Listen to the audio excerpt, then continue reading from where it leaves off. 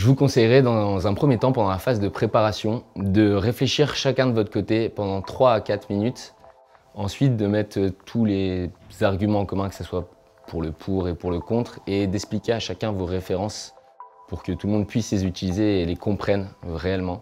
Ensuite, je vous conseillerais de définir qui va parler en premier, qui va faire l'introduction et qui va ensuite énoncer le premier argument. Je vous conseille aussi d'être dans l'échange, pas vouloir forcément mettre les arguments que vous avez écrits sur votre feuille dans la préparation, mais de répondre aux arguments faits par l'équipe d'en face. Essayer d'avoir ce débat, un débat constructif, de faire avancer la question et enfin d'être souriant, détendu et d'être vous-même. La valeur ajoutée de ce format, c'est que maintenant c'est une épreuve en équipe et non individuelle, qui permet de mettre en avant les capacités relationnelles qui sont forcément très importantes et qui aussi permet de créer un contact avec des étudiants et peut-être vos futurs camarades.